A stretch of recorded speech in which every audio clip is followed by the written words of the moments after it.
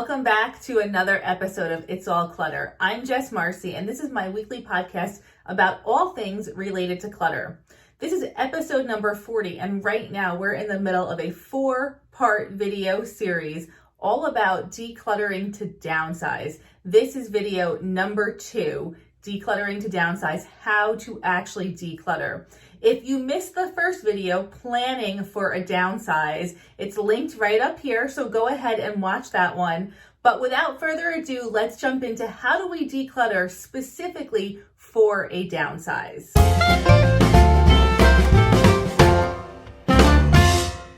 In my professional opinion, the thing that is most different about decluttering for a downsize as opposed to decluttering for another move or just decluttering in general is that you have to let go of a lot more stuff. So typically our homes, we're living outside of the storage space that we have in our homes. And when you're decluttering because of a downsize, you have to think about not only the smaller space that you're moving into, but safety in that space has to also be a primary concern. So I have this clutter rating scale that's used by different emergency response units around the country.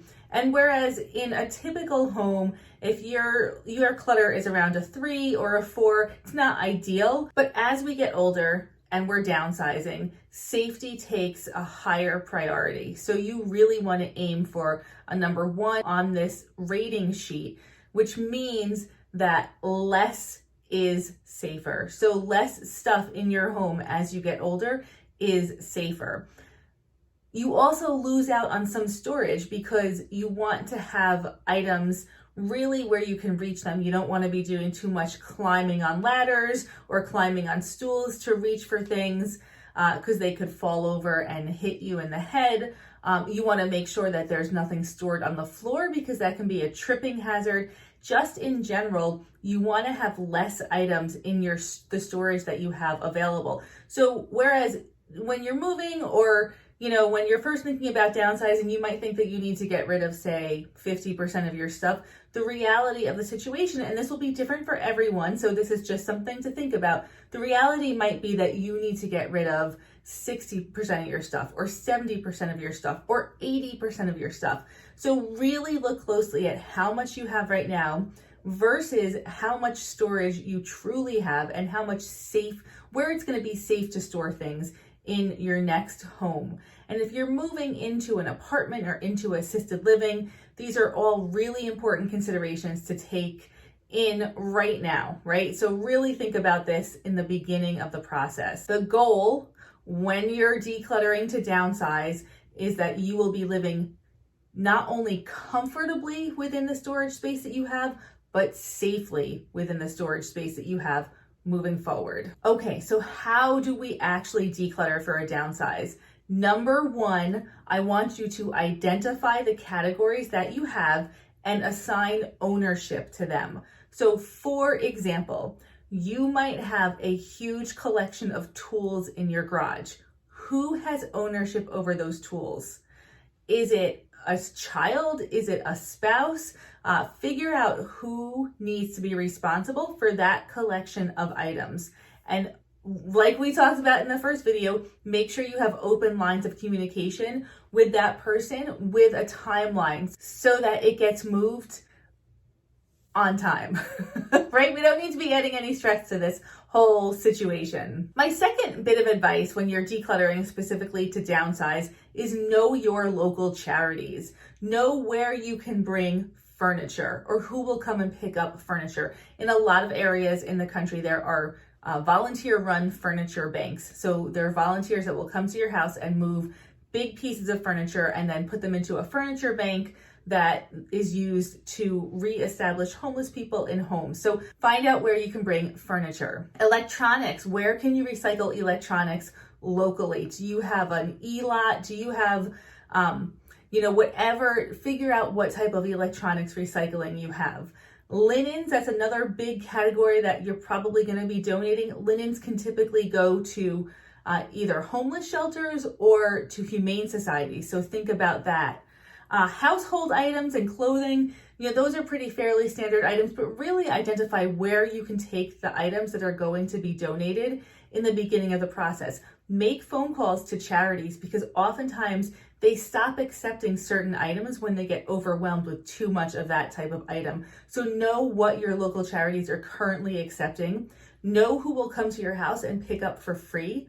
And just really, if you're not sure where your local charities are, who your local charities are, post to your Facebook account. This is a great use of social media, is to really gather this information from your local community. The next step in decluttering to downsize is to create a staging area in your home. So a staging area is one clear space that you can use to really go through and sort the items that you have into clearly marked boxes or bins or bags.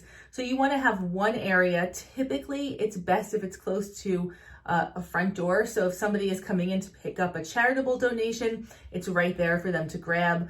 It's just a shorter walk to your car or to your truck. So you want to set up a staging area. So clear one area, hopefully, if possible, close to the front of your house where you can really stage your whole decluttering and just use that to sort. That's your sorting station, staging area, sorting station. If there are other people who have stuff in your house, ask them to remove that stuff at the beginning of the process. If you have adult children who are still storing things in your house, ask them to remove their stuff first. You really want to focus on being able to declutter your stuff primarily. So you want to ask anyone else who has stuff in your house to remove that stuff so you have the space to figure out what to do with the stuff that you have ownership over. When you start decluttering, I always recommend that you start with physically large, emotionally easy items first. So you want to start with a collection of items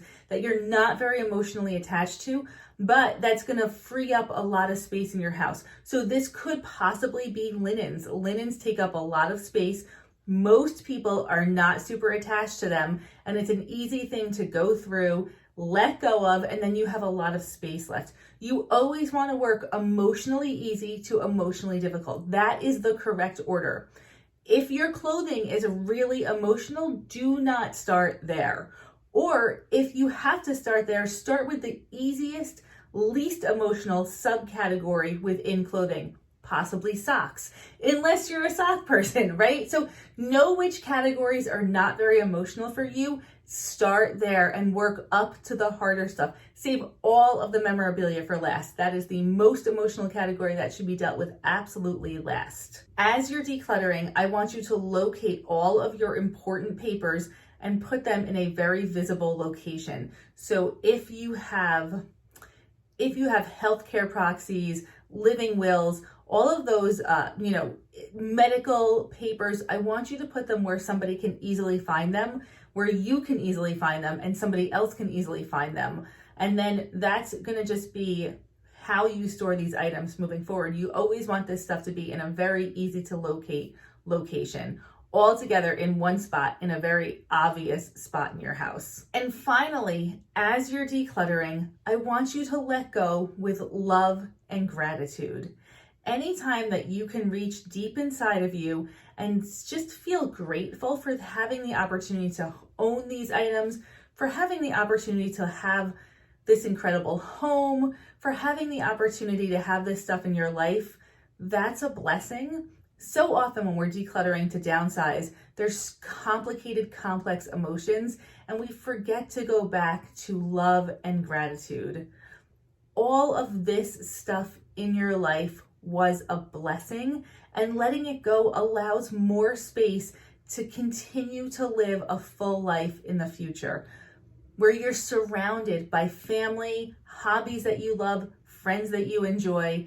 The more that you let go of, the more space you have for the activities that really are fulfilling in your life moving forward. So let go with love and gratitude. So next week, we're going to dive into memorabilia. How do you actually go through your memorabilia? How do you store your memorabilia? How do you let go of your memorabilia? The most sentimental, the most emotionally complex category that we're going to deal with. How do you deal with memorabilia? That's next week. Make sure that you like this video and subscribe to my channel so you get notified when that video is live.